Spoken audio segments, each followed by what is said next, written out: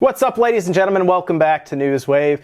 It's the weekend, almost. It's Friday, so we have one more day to go, but it's almost here. And, of course, today is Call of Duty Day, so there's that for anyone who's a big fan of Call of Duty. But we have some stuff to talk about, including Call of Duty, so let's get started. Now, with Call of Duty releasing today, we weren't really protected much from leaks because, well, people got it super early this week, and they've been playing it ever since then. The whole single player has been pretty much explained in detail, and ending, story plots, everything has kind of been ruined for a lot of people, much like what happened with Mario Odyssey, but Mario Odyssey to a lesser degree, since Call of Duty single player is very story driven, where they try to tell a more original fictional story that at least stays semi-true to history. But the one thing that leaked that everybody figured was going to be there in some way, shape, or form, because we heard that Activision was working on a way that people could see your loot boxes as you open them.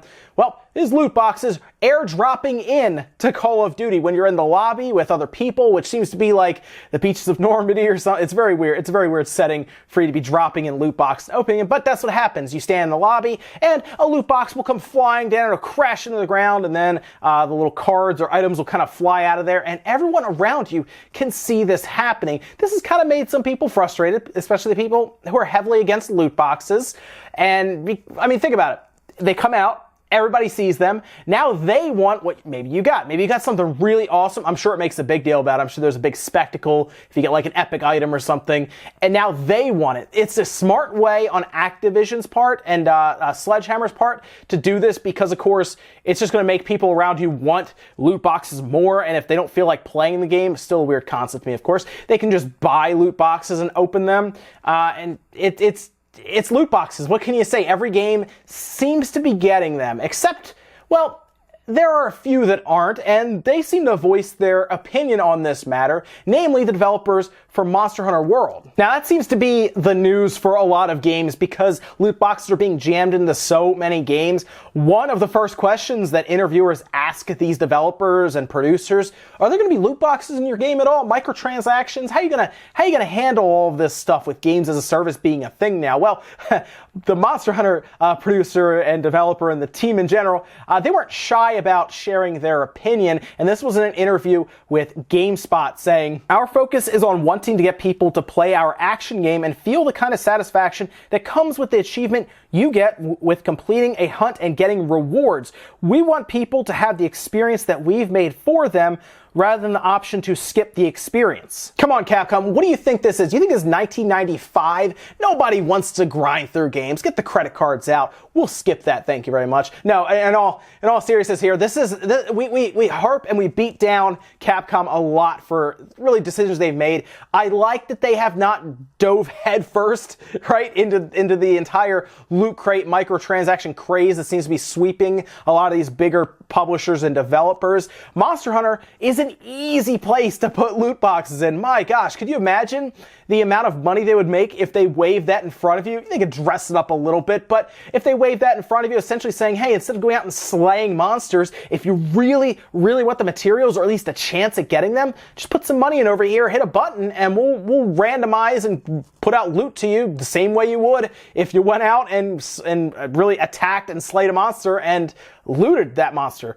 I like that they are saying, you know what, no, we just want everyone to experience the game. They have to play the game if they want the reward. It's fair across the board that way, and I do appreciate it. I also like that they made a point to say, we don't want you skipping our game. We want you playing our game because, well, we're confident in our game and we think it's worth playing. It almost feels like that sometimes, right? Where they put these loot boxes in because they don't know if the players will want to grind or play through the game because, well, maybe someone will get bored of their game. You'd have to have some confidence nowadays with loot boxes flying all over the place. It makes me look forward to Monster Hunter World a little more. I was already excited for it because I think it's going to be a good game. It's going to be on the PC as well as the PS4, Xbox One, and everything. So I think it will be the best-selling Monster Hunter game, which to me would have been at least tempting to put loot boxes in here with the amount of money the other publishers are making on it. But Capcom seems to be at least sticking to it and not putting what could potentially ruin the game for some. Next up, the Xbox One X was in the news yesterday, where Phil Spencer talked about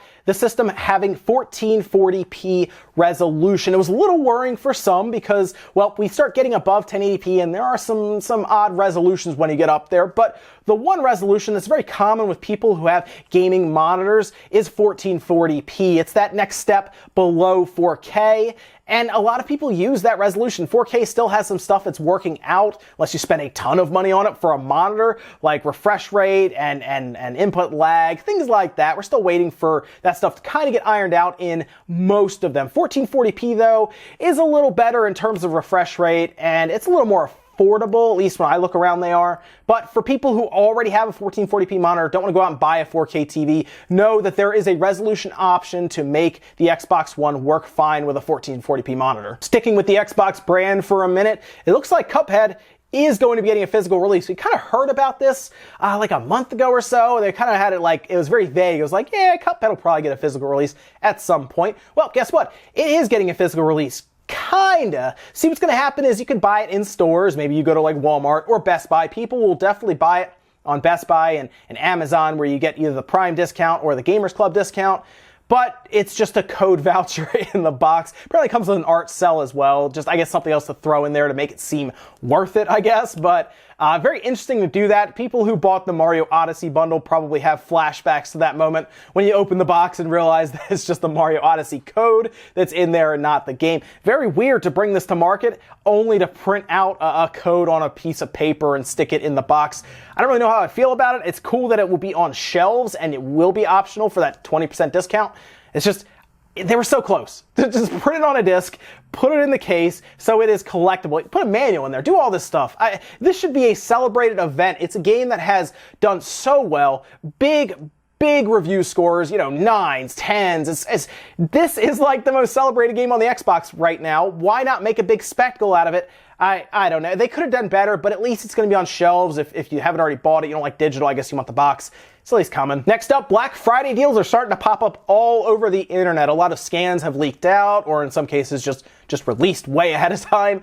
And this is kind of the time period where people, they don't buy as much because they know Black Friday is coming up. But like the first 3 weeks of November, I remember in retail, kind of slow. And then Black Friday hits and bam, people are all over the place buying stuff. And it looks like some of the deals going into Black Friday are going to be really, really good. Like if you're looking to get a PS4, maybe you don't have one, or you don't have an Xbox One and you've been thinking about it, there's not going to be much of an excuse not to get one of how cheap they're going to get here. PS4s, 1TB PS4s will be under $200, right at $199. And then the Xbox One S, that's right, the S model. I know there was the discontinuation of the original one, but I'm sure some stores still have some in the back stock room. But the Xbox One S 500 gig model will be $190. So it's going to be pretty cheap out there. Controllers have fallen below $40 on Black Friday. And Nintendo is kind of jumping into the Black Friday midst here. And it's weird for them because the Switch is way too new to put on sale. The game's pretty new to put on sale as well, but they are going to be bringing back the old 2DS. Remember the one that didn't fold or anything? It was pretty cheap already. They're bringing that back to have this nice green look to it. And it's also going to have Zelda Ocarina of Time 3D preloaded on it, and it's going to be $79.99. It's a weird bundle because it's a little confusing to some. The 2DS XL is not 3D, but it has Ocarina of Time 3D printed on it, and that's what comes with it. But hey, it's a good price, and it comes with a good game. And then, of course, they come out with this Zelda Breath of the Wild Explorers Edition for $60. It includes, I'm laughing because, of course, they're trying to get me to buy this game again, right? The Explorers Pack comes with a 100-page Explorer's Guide. You're seeing it here, and a full-color, two-sided map for the same price as the normal game at $60. Like, I want this. The map looks great. The book looks awesome, and it's $60. Like, I bought it when it came out, obviously, like everyone else did.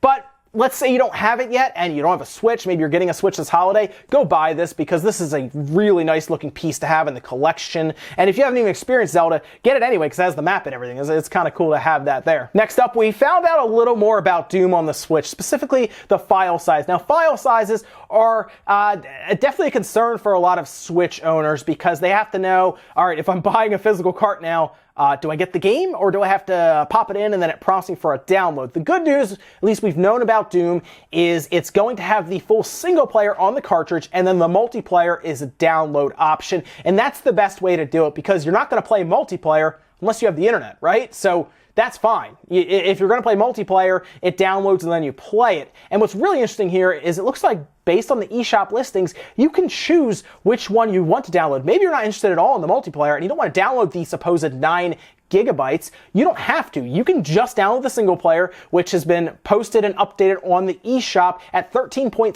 gigabytes. So you can just download that, or maybe you just want the multiplayer. Maybe you've beaten the single player on the PC or other places, and you're just like, well, I just want to play online with multiplayer. You can just download that. What a good idea for people who don't want to download or take up a ton of space on their Switch. Or, in this case, physically, what a great idea because it works. The fact that WWE, you have to pop it in and then you download, or LA Noire, you pop it in and then you download, you can't play it otherwise. At least with the Switch, you pop it in. Single player works fine. Just know if you want to have both, roughly 24 to 25 gigabytes free, and you should be able to have everything on your Switch. And then our last bit of news, I'm going to leave you guys with something really cool here. This is our good buddy K's Emmanuel. He's done different mods on Mario 64 before. Remember, we did the online modification where you can play online with other people.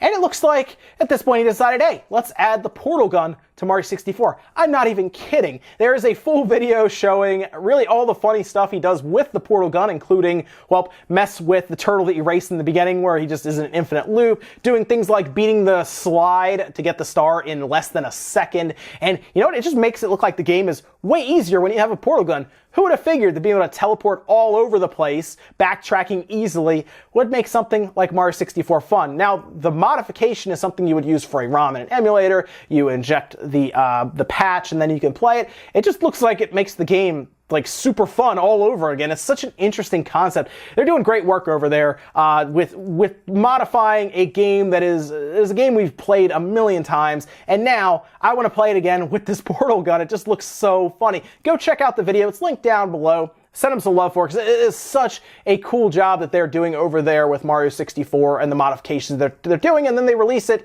for you to just download and play. It's a lot of fun. Ladies and gentlemen, that is it for Newswave. Make sure you comment, like, and subscribe, all of that good stuff. Let me know what you think about any of the stuff we talked about today, whether it is Call of Duty's loot box system, so Activision's take on it, or do you think at this point Capcom and the Monster Hunter developers have the correct take on loot boxes, saying, we don't want you guys to skip our game. We have a lot of confidence in what we have here is fun and you'll want to play it. So we don't want to give you the option to swipe your credit card and just start opening loot boxes. I'm a little more on Capcom's side here. I think they actually have something correct. I know it's weird, right, to say Capcom is doing something right with a lot of their mismanagement. This seems to be the right choice. I know some people argue I'd rather just swipe my card and get stuff. Well, why did you buy the game in the first place? Also, let me know what you think about the portal gun and Mario. I think it's a great idea, and I would love to see what else they can come up with, because I would have never guessed, hey, put a portal gun in Mario 64. That is some serious creativity. Guys, have a good weekend. Play some games, get out, do some other stuff. I'll see you on Monday for Newswave.